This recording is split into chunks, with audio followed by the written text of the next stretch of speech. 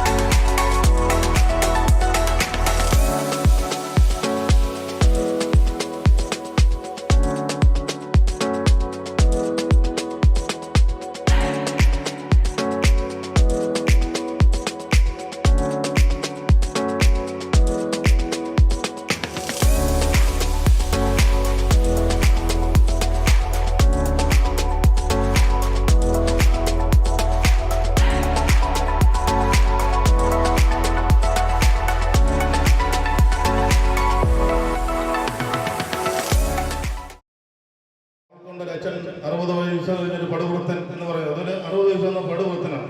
ആ പടുവൃത്തൻ ചെറുപ്പക്കാരിയെ പ്രേമിക്കുന്നു. അതൊരു വലിയ മാറ്റം. അതുപോലെ തന്നെ അദ്ദേഹത്തിന്റെ എല്ലാ സിനിമകളും രതിയും പ്രണയവും വേറിട്ട് നമുക്ക് എടുക്കാൻ പറ്റത്തില്ല.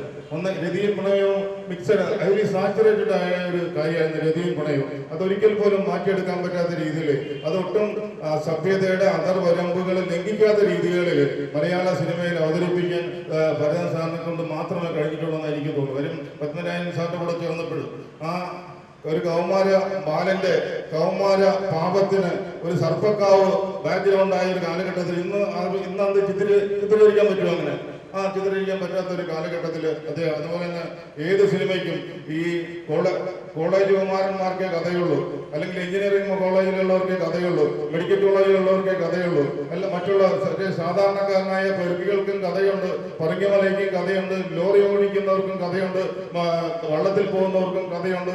അവർക്ക് ഒരു ജീവിതമുണ്ടെന്ന് നമ്മളെ പഠിപ്പിച്ചു തന്നത് ഇതുപോലുള്ള സംവിധായകരാണ്. വെങ്കലം സിനിമയുടെ ഷൂട്ടിങ്ങിനെ കുറിച്ച് അത് പറയുന്നുണ്ട്.